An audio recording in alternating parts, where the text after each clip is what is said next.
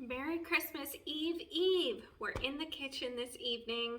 We spent the day fighting off the cold, making sure the chickens were okay. We ran some errands, took Moose to the vet. So what my goal is tonight is to get anything that we need to have prepared for our Christmas celebrations ready to go. We'll be working on 2 dishes, a coleslaw, which might seem a little bit non-traditional for the holidays, as well as redoing the cranberry sauce with the correct ingredients.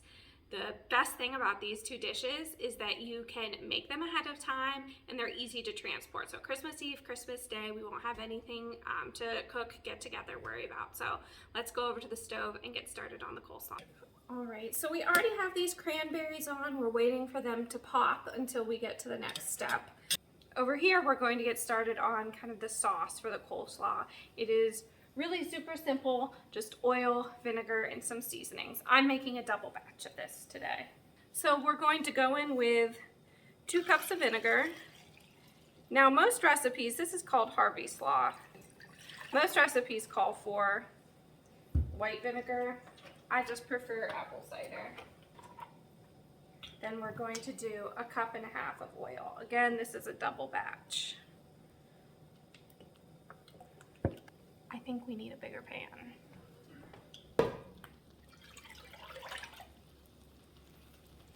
This pan might be a little big, but better than having it boil over. I'm clearly limited in my saucepan inventory. Now, let's get to the seasonings. Right, it calls for celery seed, dry mustard,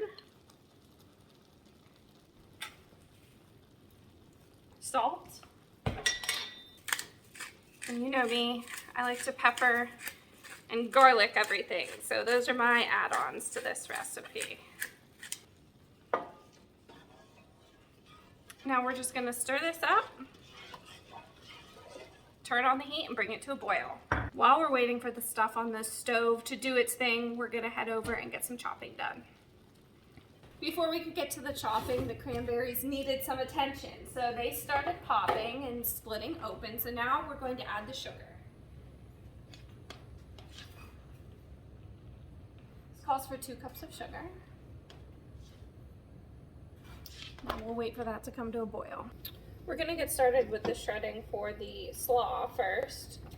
So what we're going to be doing is shredding up onions, cabbage, and some bell peppers.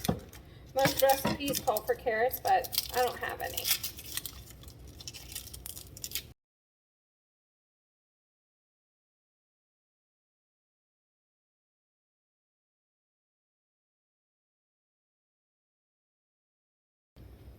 I'm crying.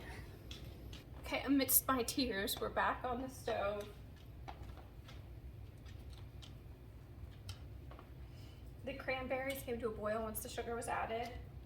Whoa, the Jell-O is really doing its thing. We're going to add the gelatin in here. Let it melt and kind of mix up, and then we wait for it to cool to add the rest of the ingredients. The coleslaw sauce, juice, whatever we're calling it, dressing, has been boiling for a couple minutes here, so I'd say that's done too. And we can turn off the heat there.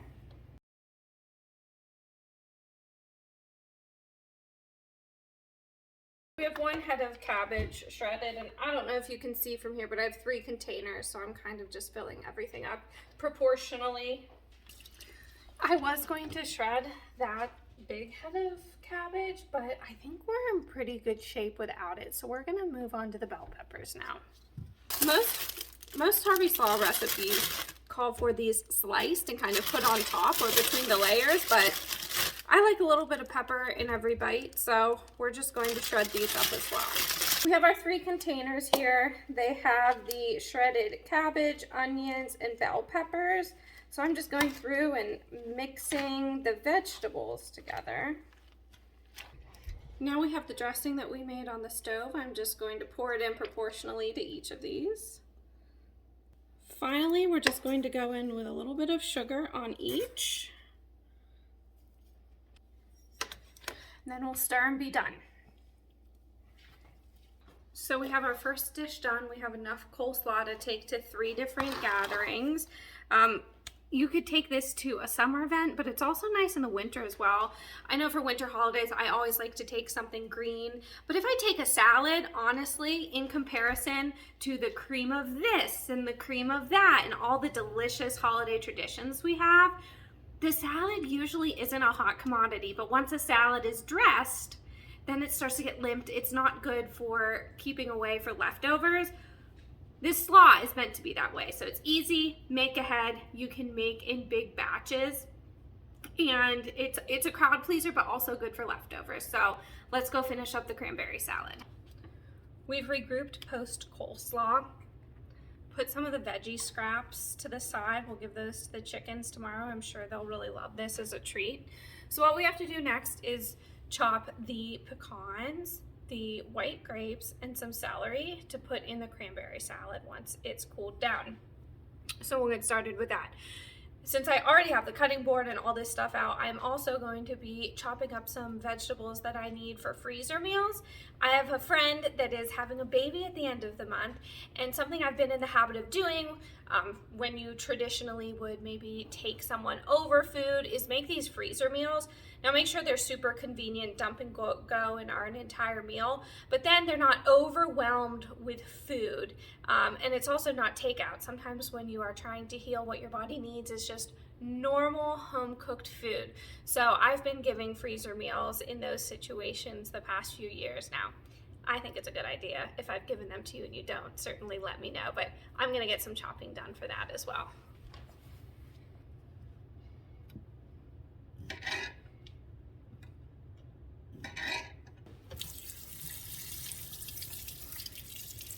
Now, one of the funniest parts about this recipe to me, and my grandma wrote the recipe, is that it calls for 2 tablespoons of chopped celery. Like, what a funny measurement for chopped celery.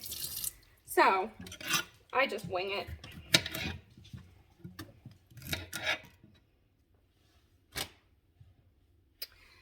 And with that, our chopping is done for the night. We just mixed up the cranberry sauce with the toppings and separated it into 2 different dishes so that we can take it to 2 separate gatherings. So that's a wrap for tonight. We made 2 servings of the cranberry sauce, 3 of the coleslaw, so we are all ready to go for our holiday gatherings. In addition to that, we have some canned goods that we preserved over the summer from the garden that will be delicious and a nice treat to take along as well. So Merry Christmas. I know we're going to have a great time celebrating with our families, and I hope you're able to do the same.